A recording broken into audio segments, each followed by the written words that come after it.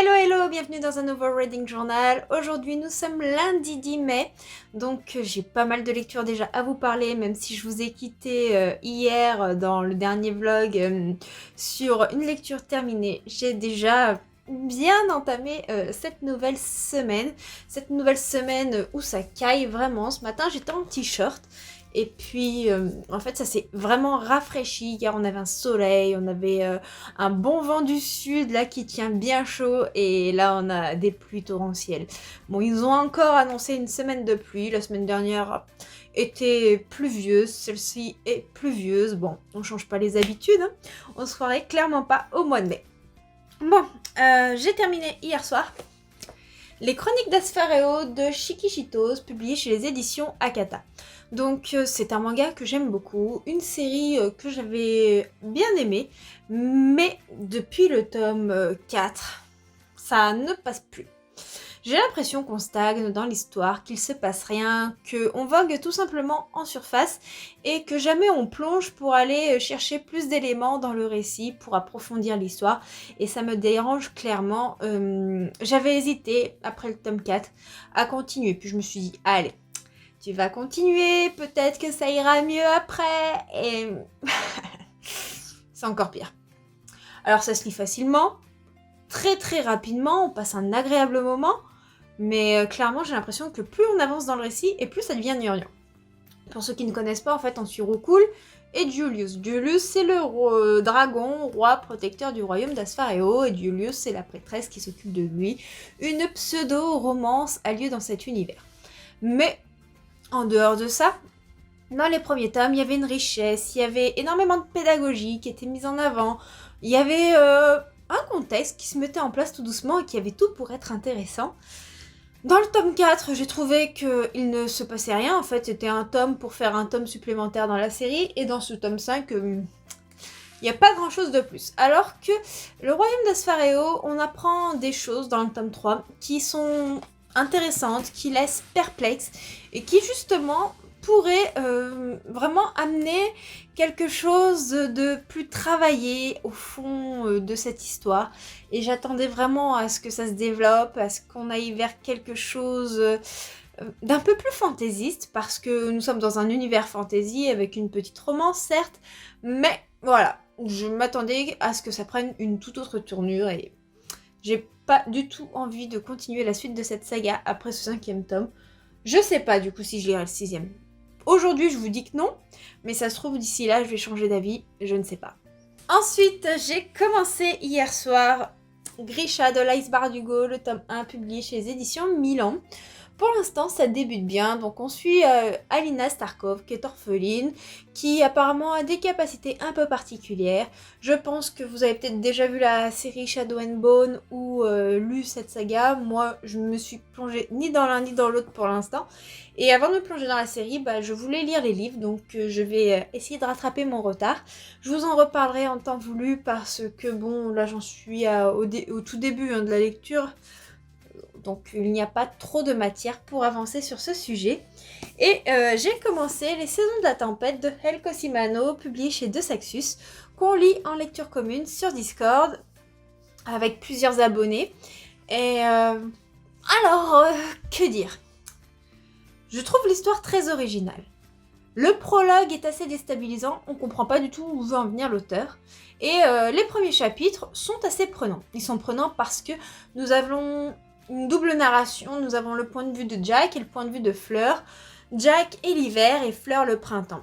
Jack doit mourir. Pourquoi ? Pour que le printemps prenne sa place, c'est plus français. Donc Fleur doit tuer Jack, mais Jack ne veut pas mourir. Jack est amoureux de Fleur. Et la relation entre deux saisons est interdite. Parce que ça pourrait bouleverser le cours des saisons. Et si on bouleverse ce cours-là, ça crée des problèmes de canicule, des problèmes météorologiques, un peu comme on vit actuellement, par exemple avec le réchauffement climatique. Donc pour vivre leur histoire, qu'est-ce qu'ils vont devoir faire ? Ils vont devoir s'enfuir en brisant le cycle des saisons.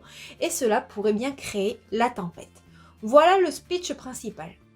Donc au début de cette histoire, comme je vous ai dit, on suit nos deux protagonistes principaux. Leurs interactions, mais c'est vrai qu'on rentre assez vite dans le vif du sujet. Il y a peu de descriptions sur le cadre de l'univers général et c'est très particulier parce que on suit nos personnages, leurs pensées, les interactions, mais ça s'arrête là. Donc c'est très surprenant. Je pourrais pas dire que j'aime ou que j'aime pas parce que c'est beaucoup trop tôt, mais ça titille quand même la curiosité et j'espère quand même que l'univers va se développer. Là, on a à peu près un rythme aux alentours d'une 50aine de pages par jour. Vous voyez, là, aujourd'hui, on s'est arrêté page 60.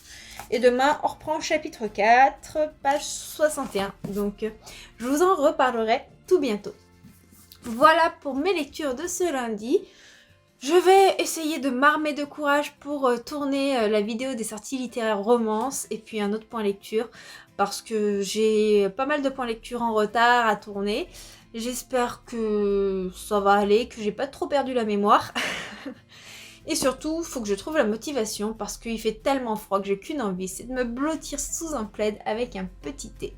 Alors bon, je vais m'atteler quand même à tout ce travail-là. Faut que je programme toutes mes chroniques pour la semaine parce que quand je travaille, c'est compliqué de vous les poster au jour le jour. Donc j'aime bien tout programmer et que je monte le vlog de la semaine passée pour qu'il soit prêt à être exporté et mis sur YouTube pour vendredi. Voilà pour les petites péripéties, je vous laisse, je vous reprendrai soit dans la journée, soit demain, enfin je verrai comment de tout se profile.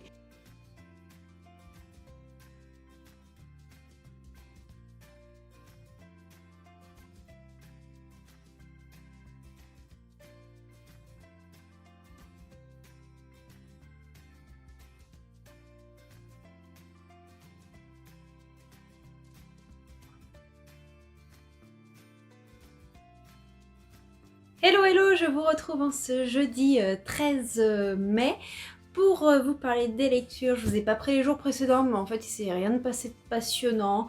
J'ai très peu avancé dans les lectures, du coup j'avais pas grand chose à dire. Donc j'avais pas vu l'intérêt de venir un petit peu papoter.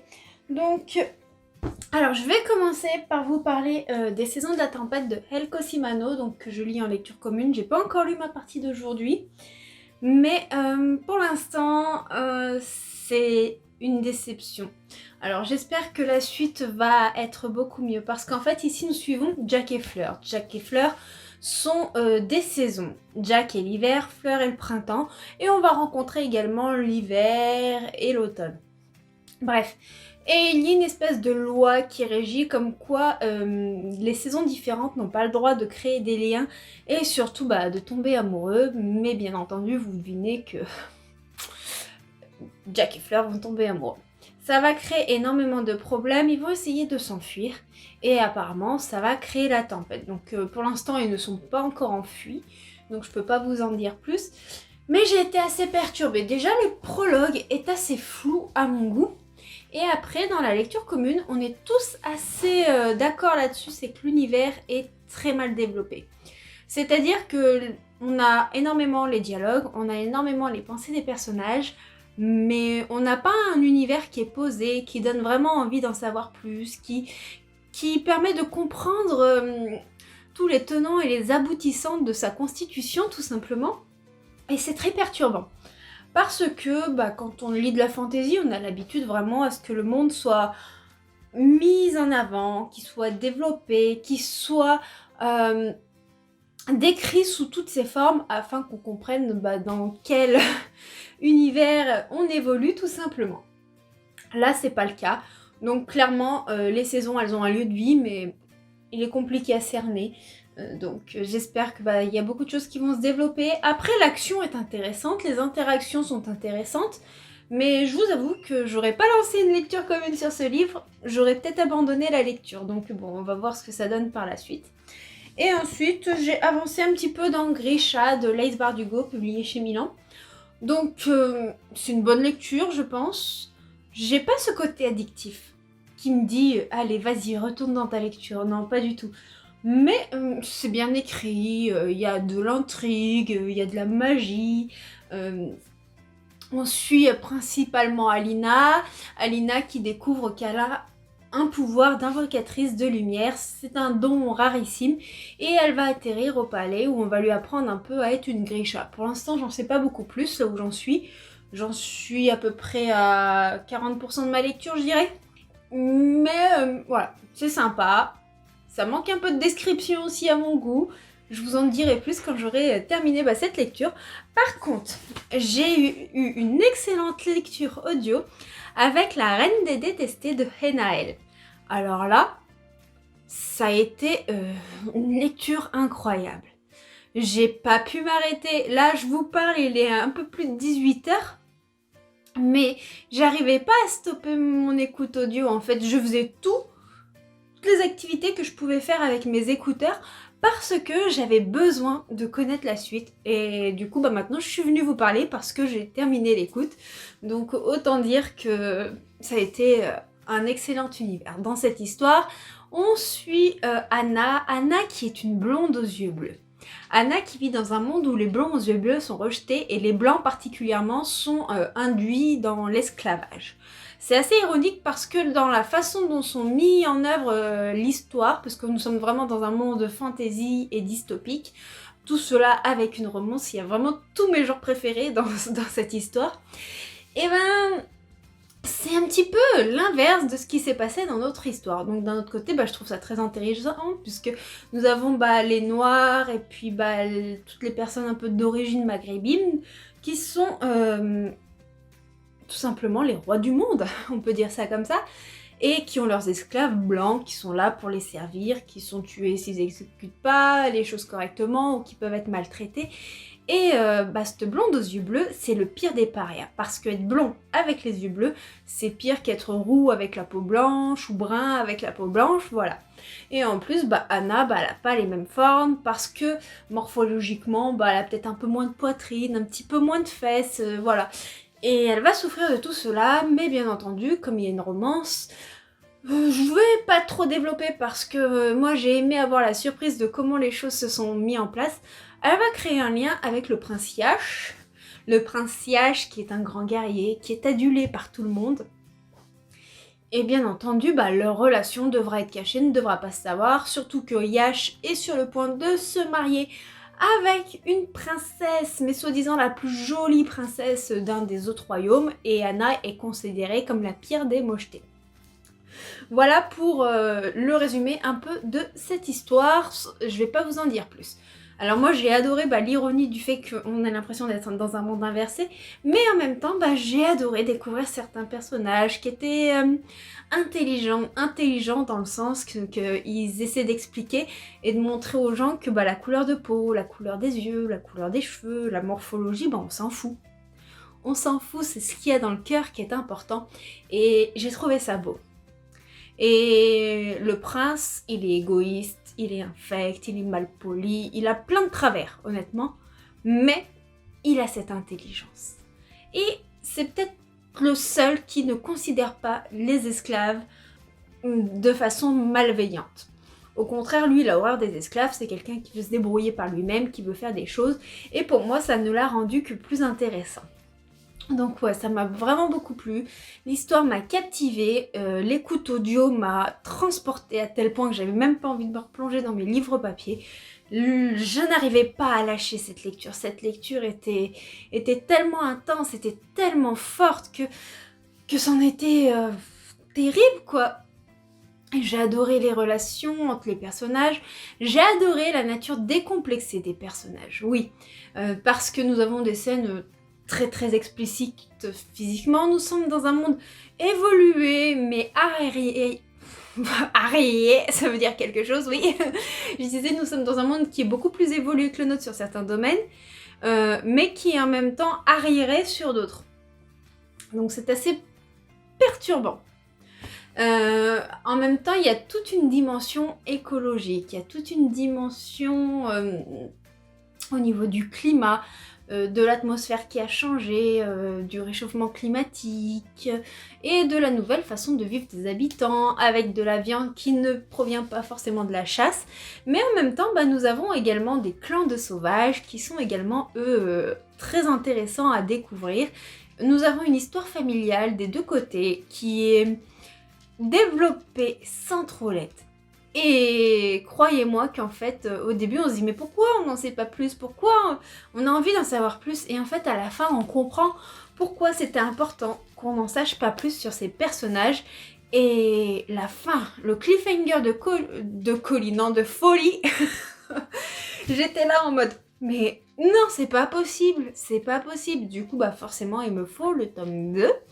Et je pense que je vais l'écouter avec un très très grand plaisir sur Audible, mais j'étais là quand j'ai compris en réalité ce qui se passait, quand j'ai écouté l'épilogue et que j'ai compris les liens et que ça a fait comme ça tilt dans ma tête, j'étais là.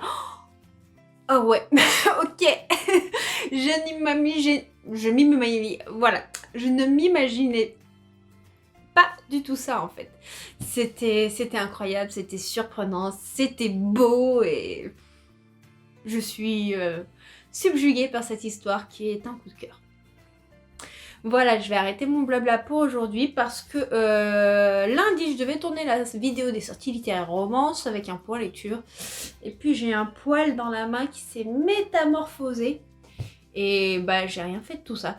Donc bon, je vais le faire aujourd'hui parce que demain je bosse. Samedi je bosse. Dimanche je bosse pas, mais je sais pas encore ce qu'on va faire. Je sais pas si on va devoir aller chez mes parents ou si on va rester là, je sais pas comment ça va se passer.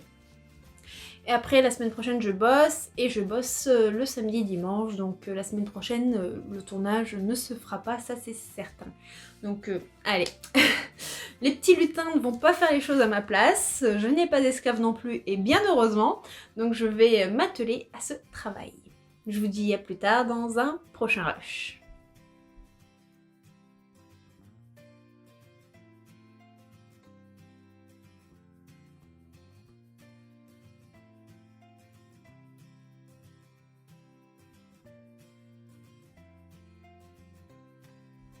Hello hello, je vous retrouve en ce vendredi 14 mai parce que je suis allée récupérer une petite commande à la librairie et puis j'avais un colis dans la boîte aux lettres, donc je vais ouvrir avec vous le colis pour qu'on voie ce qu'il y a dedans. J'ai déjà pré-ouvert parce que ça évite d'avoir un bruit insupportable à l'écoute. Donc je suis allée récupérer à la librairie le tome 2 de Rule Rise de Helen Goodlett, publié chez les éditions Bayard. Regardez-moi cette beauté, il est vraiment joli. Franchement, il est dans la même continuité que le tome 1 qui était incroyable au niveau éditorial. Il est léger, j'aime beaucoup la qualité du papier. Donc dans ce tome 2, nous allons continuer de suivre les aventures de Akela, Ren et Sophie, qui sont trois jeunes femmes très différentes, de milieux aussi éclectiques. Et ces jeunes femmes apprennent qu'elles sont en réalité les filles du roi. Et il y a en quelque sorte une compétition pour savoir qui va être l'héritière de celui-ci à la mort du roi. Mais il y a un maître chanteur qui connaît leurs secrets et qui pourrait bien mettre en péril leur futur. Donc le tome 1... c'était un tome vraiment très très agréable à lire, j'avais beaucoup apprécié cette lecture, j'avais passé un excellent moment en compagnie de nos trois personnages et du coup j'avais très très envie de connaître la finalité de cette histoire parce que c'est une duologie. Sinon je crois que c'est un service presse que j'ai reçu. Voilà, alors,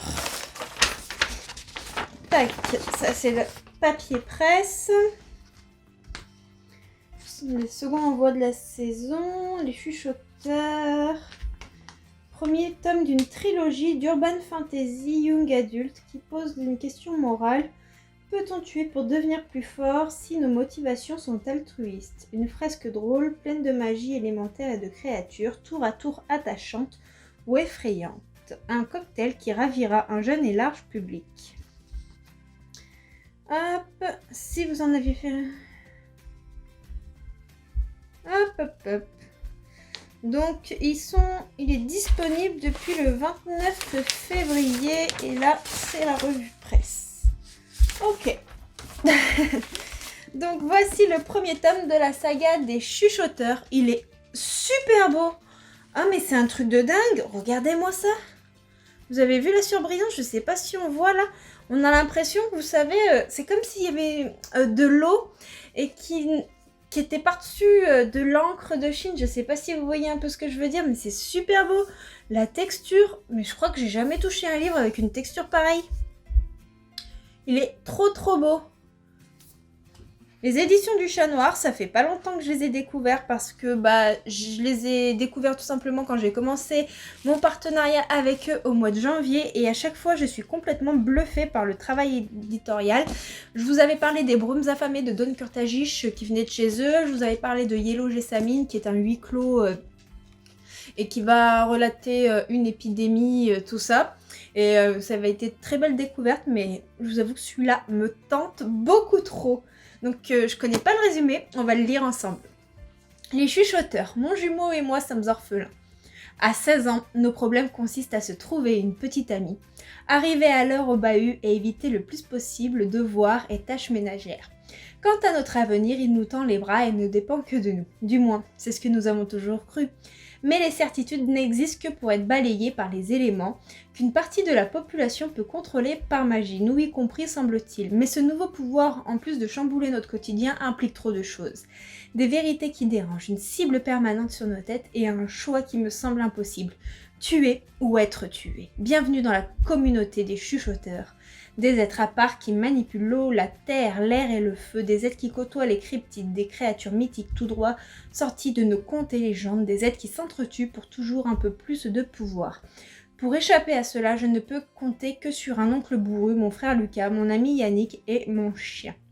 Aussi fou que cela puisse paraître, il est mon meilleur atout, un as dans la manche qui passe son temps à dormir, baver et à éviter étrangement tous les sujets importants, comme ma survie. Voilà. Donc, le premier tome d'une trilogie Young Adult. Mais il est trop beau. Je suis fan. Ah, mais au toucher, mais même... je crois que la caméra, on se rend pas vraiment compte. Mais franchement, moi, je suis bluffée. Voilà. J'essaie de vous montrer en jouant un petit peu avec la lumière pour que vous puissiez vous rendre compte de la texture. Mais il y a un travail sur la couverture, mais incroyable. Je suis fan. Non, ça c'est la revue presse. Donc ça c'est leur sortie de février. Non, les chuchoteurs, il est sorti le 29 avril. Voilà. Il est sorti le 29 avril, voilà. Et l'auteur, elle a sorti d'autres sagas. Il y a l'Exil, l'Ascension et la Source. Voilà. Juste là. J'essaie de vous montrer sur la revue presse. Franchement, non. Super. Je suis super contente de cette réception. Hier soir, j'ai avancé un peu dans Grisha. J'en suis allée... j'ai dû lire 20% hier. Et ça se lit bien. Ça se lit bien. Je suis pas hyper fan parce que je trouve que l'histoire va très très vite. On s'attarde pas assez. On sent vraiment que c'est du jeunesse en fait.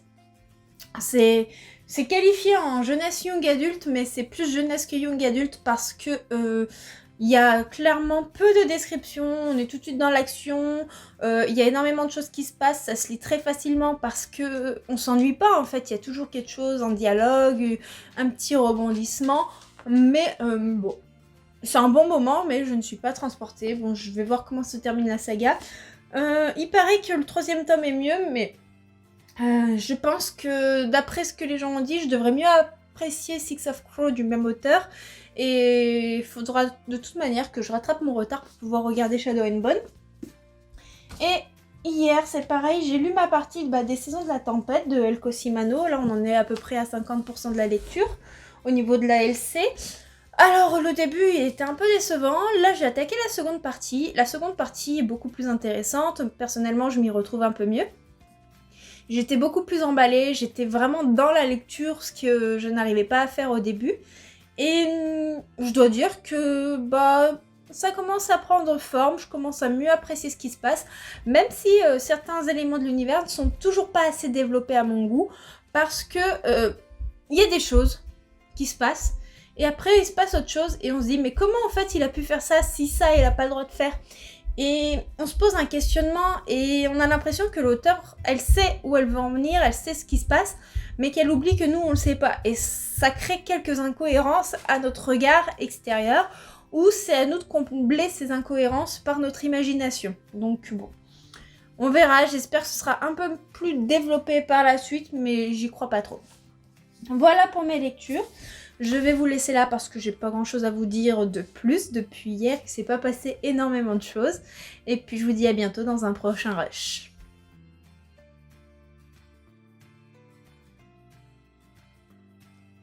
Hello hello, je vous retrouve en ce dimanche, je sais plus combien on est, je crois qu'on est le 16, quelque chose comme ça. Pour clôturer ce reading journal, hier je travaillais, je vous ai pas pris, puis aujourd'hui je vous prends tardivement parce que la journée était compliquée, j'ai été prise d'une énorme migraine, j'avais pas pu faire grand chose, j'ai essayé de bosser un petit peu sur la chaîne et tout, mais quand on a mal à la tête, il n'y a rien à y faire. Bon, ce soir ça va un petit peu mieux, j'ai terminé le tome 1 de Grisha de l'Ice Bardugo. Comment vous dire, c'est une énorme déception. Alors ça se lit facilement, mais je trouve la narration très très simpliste. Je trouve que l'univers est intéressant, mais voilà quoi, il est pas exploité. On reste en surface des choses, l'auteur ne va pas approfondir des éléments qui me semblent importants, donc on suit Alina. Alina, on s'aperçoit qu'elle a un don et que c'est une invocatrice de lumière et qu'elle pourrait détruire la nappe qui a été fondée par un être malveillant. Elle est emmenée au palais, on lui apprend à utiliser ses pouvoirs et puis elle apprend d'autres choses et puis voilà, l'histoire suit son cours. Voilà, je vais pas vous en dire plus parce que il se spoil très très vite ce tome 1 si vous ne l'avez pas lu, mais je pense que déjà beaucoup d'entre vous l'ont lu. Donc j'ai été assez rassurée parce que j'ai fait une story en disant que j'avais été déçue et beaucoup d'entre vous sont venus me voir en privé et on a pu discuter un petit peu de ça. Et finalement, je suis pas la seule à ressentir cette déception. Je ne comprends vraiment pas l'engouement qu'il y a autour de ce livre. On m'a dit que Six of Crow était beaucoup mieux que Grisha, donc je vous avoue que je suis très très curieuse de savoir comment Six of Crow est écrit et il faudrait peut-être que je me les procure. Je crois qu'ils sont pas chers en poche sur Vinted, je verrai ça. Mais ouais, on va pas au bout des choses. Les personnages, ils ont un passé qui a l'air vraiment très intéressant. Il est évoqué à plusieurs reprises, mais il est jamais développé non plus. Et comme on va jamais au bout des choses, que la narration est simpliste, qu'on a pas mal d'actions, on a pas mal de dialogues, mais tout s'enchaîne à une vitesse hyper rapide, moi j'ai pas pu réussir à m'attacher au personnage, tout simplement. C'était fade. Ouais, j'ai pas d'autres mots, c'était fade. Je sais pas trop quoi dire à part ça, parce que il y a de la magie. Et il y a une héroïne, on sent qu'elle a un grand destin. On a de la romance, on a des relations d'amitié, on a un univers qui a l'air complexe, mais voilà, c'est juste de la surface. Donc bon, voilà, je vous en dirai plus en update lecture, il faut que je réfléchisse, que je pose mes mots.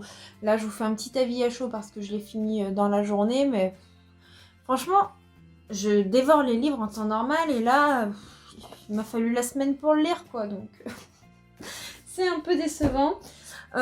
Continuons avec les déceptions. J'ai lu Les Saisons de la Tempête de Hale Cosimano. Il me reste juste une soixantaine de pages à lire avant de le terminer pour la lecture commune. Et c'est aussi clairement une déception. Donc on suit Jacques et Fleur. Jacques et Fleur sont l'hiver et le printemps. Il y a une espèce de ligne rouge qui fait que les saisons gagnent des points, mais si elles en gagnent pas assez, elles sont annihilées, puis du coup elles meurent et ils en ont marre un peu de se tuer, donc ils vont s'enfuir pour essayer de vivre leur romance. Mais le problème, c'est qu'il faut pas qu'ils se fassent rattraper par Gaïa et Chronos, qui sont en quelque sorte les chefs des saisons, pour faire simple.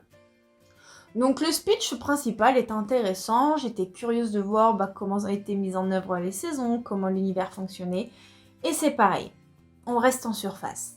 C'est encore un livre qui n'est pas développé, tout simplement. Je cherche mes mots, je suis désolée.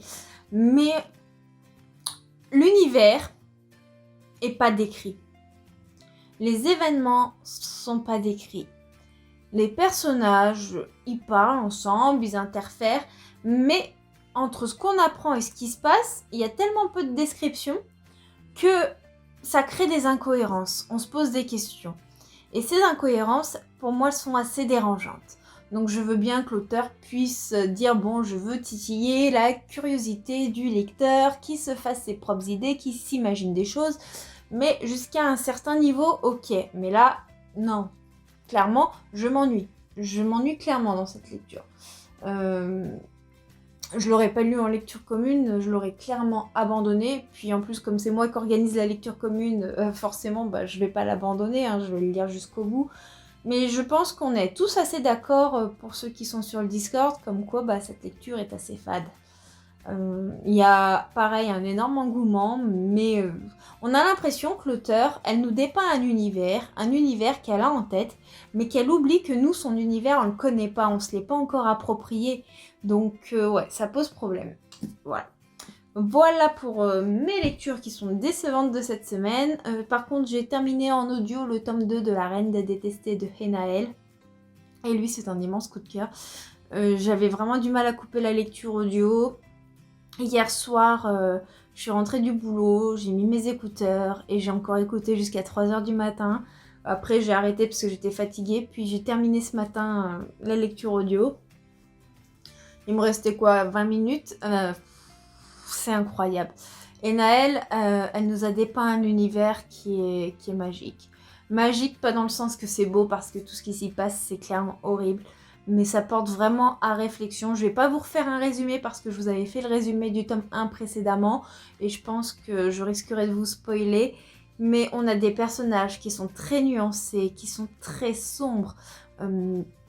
Ils font beaucoup de choses par amour. Ils ont un vécu vraiment difficile.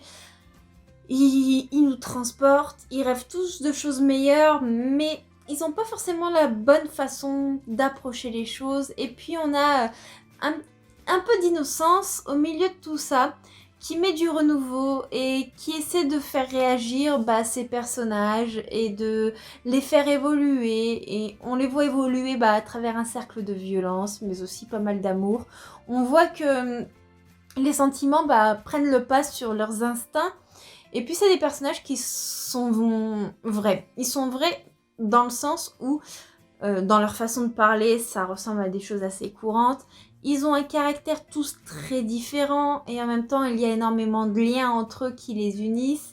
C'est une belle histoire de famille, c'est une histoire d'amitié, c'est une histoire de royaume, c'est une histoire qui montre l'acceptation, qui montre l'importance d'apprendre à cohabiter, même si on n'est pas d'accord, même si on n'a pas les mêmes idées. Et j'ai trouvé ça beau. J'ai trouvé ça beau malgré toute la noirceur dépeinte dans l'histoire. Il y a des scènes qui sont quand même assez dures, que ce soit au niveau sexuel ou au niveau des batailles. C'est clairement pas pour un jeune public. Ça peut heurter la sensibilité. Faut pas être sensible. Après, il y a des notions comme quoi, selon les peuples, le viol est plus ou moins réprimandé. Alors, on apprend que tel peuple condamne cet acte-là, puis d'autres l'acceptent. Et en fait, on va voir l'évolution de ces mœurs tout au long du livre en fonction des peuples qu'on va rencontrer. Et du coup, c'est intéressant parce que ça retrace en quelque sorte notre histoire aussi au niveau du passé qu'on a vécu il y a longtemps. Et on voit encore l'évolution dans laquelle on est actuellement parce que les choses ne sont clairement pas parfaites. Dans cette histoire, on est quand même dans un monde qui est censé être plus évolué que le nôtre parce qu'on est dans une dystopie. On est dans une dystopie qui est assez arriérée mais qui va réévoluer tout en prenant conscience des erreurs qu'ils ont fait. Et j'ai trouvé ça beau. L'évolution de ce peuple, l'évolution des rancœurs, le pardon, l'acceptation et tout ça, même si ça passe par des choses qui sont pas belles à voir, le rendu final est beau. Je sais pas si c'est très clair ce que je vous dis. Voilà pour mes lectures. Ce soir, je pense que je vais monter le vlog. Je vais essayer de m'avancer un petit peu parce que j'ai une semaine de boulot prochainement qui est assez compliquée. Je fais clairement plus d'heures que ce que je suis censée en faire. Il y a pas mal d'arrêts et tout ça, donc bon, il faut remplacer. Et en plus, je travaille samedi et dimanche, donc je pense que la semaine qui va arriver, je ne vais pas tourner de vlog. Vous aurez une semaine sans vlog, mais j'ai plusieurs points lecture d'avance, donc je vous posterai un point lecture à la place le vendredi. Et puis j'espère reprendre les vlogs la semaine d'après. Voilà, je vous fais du coup des gros bisous. N'hésitez pas à me parler de vos lectures en commentaire. Ça me fait toujours plaisir de vous lire. Et puis je vous dis à bientôt pour une prochaine vidéo. Ciao, ciao!